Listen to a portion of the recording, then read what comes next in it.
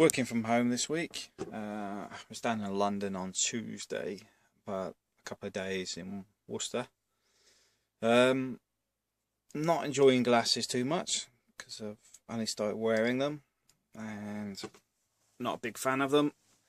But one of the problems I have with the company at the moment is the laptop they provide is too small. I don't even know how small the screen is. I think it's 12 inch something.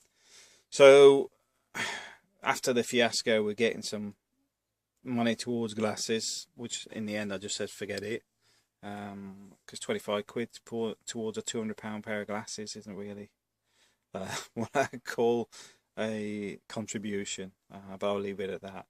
So I bought a new monitor. As you can see, it's a little bit bigger than most monitors. It's actually, I think, 27 or 29 inch. Now it's slightly different to what most people would do with one, because you've got this. It's an LG monitor, but what you've got down here, you can actually put this multi-screen function on. If we put it on, say, for 4 monitors, it splits my screen up, which for a lot of people may not find any use for it, but for me it's extremely useful. As you can see here, I'm reading a document relating to asset management, but with the college work I'd be writing a document, so I actually read and write at the same time, because with the way it's designed, it's, you're sort of reading and writing rather than just going through the process, because they're asking for specific things, and this is quite useful for that. The same as if you're, for example, imagine you got a server. You can leave your server running up here. You can see what it's doing. You can sit and watch a movie over here.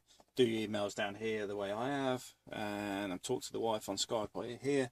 You basically got 4 screens in one. Now the other thing with this one is it also connects 2 inputs at the same time, which, if you imagine, what I have sometimes is you can have 2 people have been asked to look at something together. Now they both have questions and different opinions and different information that they've written down. So rather than just talking about it, you can actually visualize it, because you can plug both monitors in, and you could actually have monitor A here and monitor B here, which is laptop A and B, and you can discuss it. But it also means if you turn up to a meeting with 2 different people doing 2 different things, I'll give you a prime example. If I'm dealing with what's called a WIP report, which is the work in progress. It's basically maintenance that's still ongoing. It could be out of date, could be in date, could be complete. But when I turn up to that meeting, if I'm driving like for 3 hours, it's out of date by the time I get there. But you could have a guy on site that has pulled it just before we got to the meeting, but also he's got problems.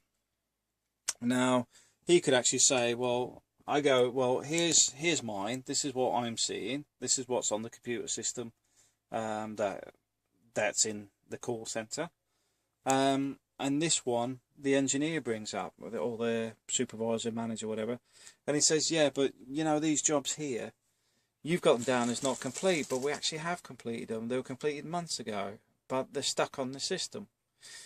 Now, having those 2 side by side, you can actually see where the problems are. In the same way, if you're both developing something together, say there's a video, we're going to put some music or scripts to it, you can do it side by side. The other great thing for this is for video editing and photo editing, because you can have your photos, because bear in mind you don't have to have 4 screens, by the way. I'll just show you some things here. We go down here, it's hard to see here, but I can actually select, so it's just 1 screen, 2 screens, 2 screens which are half and half, 3 where you've got 1 large screen on the left, so it's longer, and then 2 smaller screens, 3 screens where there's one at the top, which, for example, spreadsheets are quite good for that, where you want to see right across. Where the one I mentioned a minute ago, where it's longer, could be good for desktop publishing or Word, that sort of thing. Then you got 3 screens where it's at the bottom, where it's put the longer one at the bottom with 2 smaller ones at the top, which is good for analysis. Say, for example, stock market would be a good one, or watching monetary exchanges, where you could actually see the trends on the money. Quite useful for that. Or you can have 3 which are long. Those can be useful for different reports. Like I say, when I'm reading something and have to write a document, it's nice to have reference documents right in front of you, because you can have one here, the one you're writing, then 2 different reference points, because you may have a document which requires multiple things. For example, you want to quote where a paragraph came from, so you can actually see the paragraphs because you've got to have all 3 on the same screen. And then you've got the 4 screen, which is what we have at the moment, where, as you can see, for somebody using a computer, it means I can do my PDFs in the top left, talk to my wife in the bottom left, do my emails at the bottom right, and I'm on Facebook and internet browser on the top right. Very useful. And you're probably thinking, well, how much did it cost? Well, it was about £300, to be honest. Well, I'm not being honest, that's how much it cost. But I love it so far. Now, there is a couple of things I want to point out here. I work a lot with spreadsheets. That's why the longer screen is important. But if I was doing, for example, desktop publishing, where it's more of a page, you know, where you're all scrolling down, this monitor will actually flip the other way around. I haven't actually took the pin out yet. There's a pin in here which will allow this monitor to actually spin around. Oh, as you can see, I haven't got enough desk space to do it, but it'll actually go the other way up.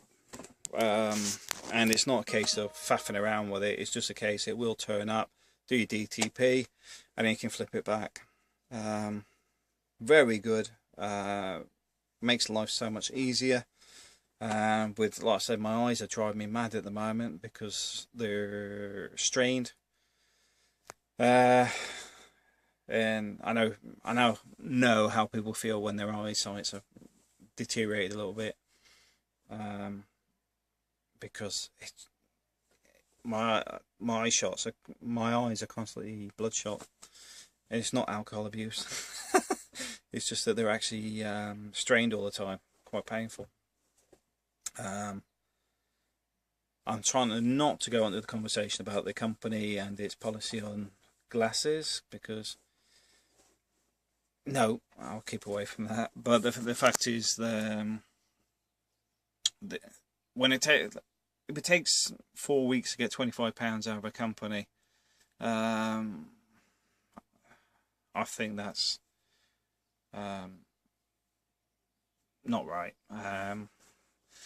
Purely because you have to have an eye test with a company. If somebody said to me, I'll give you 25 quid towards them and it's just petty cash, well, that's fair enough, because I've got to get them done.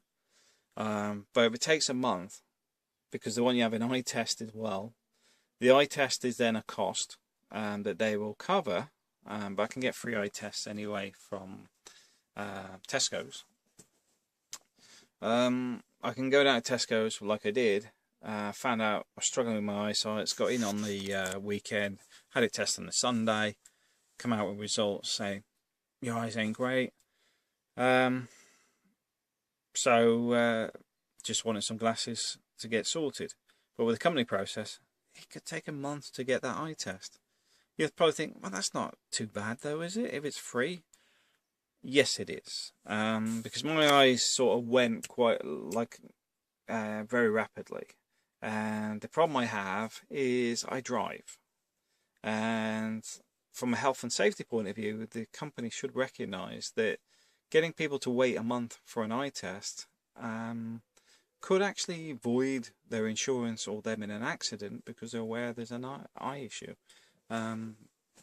the whole process should be within a few days. If it's deteriorated, I can understand people having an annual eye test, but like I said, with mine, it just dropped like that.